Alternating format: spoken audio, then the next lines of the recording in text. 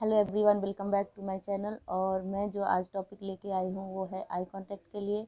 तो आज जितनी भी एक्टिविटी मैं बताऊँगी वो आई कांटेक्ट के लिए ही होगी। जिन बच्चों में ऑटिज़म है ऑब्वियसली उनका आई कांटेक्ट बिल्कुल पुअर होता है। तो मैंने भी बहुत सारी एक्टिविटी की है और मुझे जिससे ज़्यादा बेनिफिट मिला है मैं आपके साथ वही बताना चाह रही थी। और वही एक्टिविटी मैं चाहती हूँ कि आप लोग भी करके देखिए एक बार। अगर आई कांटेक्ट आपके बच्चे में भी नहीं आ रहा है, इम्प्रूव नहीं हो रहा है आई कांटेक्ट, तो ये एक्टिविटी आप लोग के लिए काफ़ी ज़्यादा फ़ायदेमंद होगा। तो और आज मैं 3 एक्टिविटी आप लोग के साथ शेयर करूँगी आई कांटेक्ट के लिए। और ये कम से कम आपको 10 दिन करना है, उसके बाद ही आपको इम्प्रूवमेंट मिलेगा और रिजल्ट देखने को मिलेगा।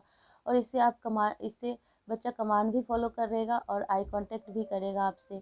तो ये 3 एक्टिविटी आप हमेशा कर सकते हो, कभी भी कर सकते हो, किसी भी टाइम में कर सकते हो। इसके लिए आपको कहीं भी जाने की ज़रूरत नहीं है। जो मैं बता रही हूँ वो आप खुद अपने आप से ही कर सकते हो। और ये सब चीज़ें हमेशा होता ही है घर में। तो आप कम से कम 10 दिन ये एक्टिविटी करा के देखना अपने बच्चे में और देखना कितना ज़्यादा फ़ायदेमंद होता है। तो सबसे पहला एक्टिविटी जो है वो है बिंदी। तो बिंदी तो हमेशा हम हर किसी के पास होता ही है। तो इसको आप बड़े साइज़ में ख़रीद सकते हो, मार्केट से मिल जाएगी। हमारे पास अभी यही अवेलेबल है तो मैं आपको यही दिखा रही हूँ। आप जितनी बड़ी साइज़ लोगे उतना ही अच्छा रहेगा स्टार्टिंग में। तो इसको आपने करना है कि इस बिंदी को लेके कहीं भी अपने ऊपर कहीं भी चिपका लेना है। फेस पर चारों तरफ, नोज है, आईज है, मतलब चिक है, कहीं भी आप इसको इस तरह से चिपका लोगे और बच्चा जब भी आपको देखेगा तो उसको थोड़ा सा चेंजेस लगेगा। एक बार तो पूरा गौर से देखेगा ही। और उसके बाद आप उसको कमांड दोगे कि मम्मा जो बिंदी लगाई है इसको निकाल दो। तो पहला तो वो निकाल देगा आपकी बिंदी को। तो स्टार्टिंग में तो पहले समझाना ही पड़ेगा कि इसको निकालना है तो वो निकालेगा ही। ऐसे भी उसको लगेगा कि ये थोड़ा अलग है तो वो निकालना शुरू कर दे। और इस तरह से होगा कि आपके चेहरे को वो देख भी रहा है, आई कांटेक्ट भी पूरा देगा। तो इस तरह से उसको निकालना है।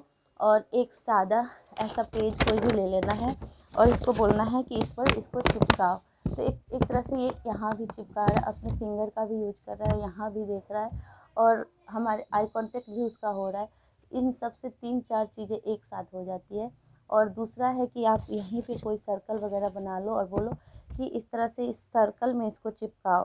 तो वो सर्कल में चिपकाएगा। एक तरह से उसका कमांड फॉलो भी हो रहा है, वो सर्कल में चिपकाना है ये भी उसको मालूम हो रहा है। और आपने मतलब बताते रहना है बीच बीच में। और आई कांटेक्ट इस तरह से उसका इम्प्रूवमेंट होगा। ऐसे आप 10-15 दिन करके देखना, इतना अच्छा रिजल्ट मिलेगा इससे। बहुत जल्दी फ़र्क मिलेगा आई कांटेक्ट में।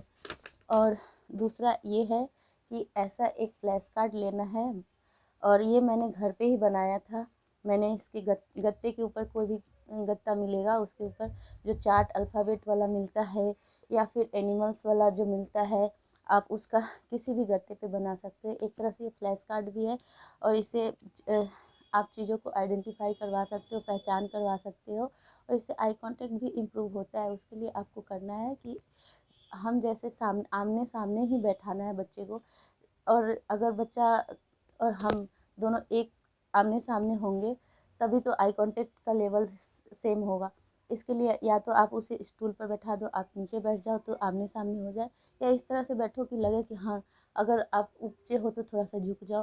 तो इस तरह से और उसको अपने और उसके बीच में रखना है इस तरह से कि वो यहाँ भी देख रहा है, हमें भी देख रहा है।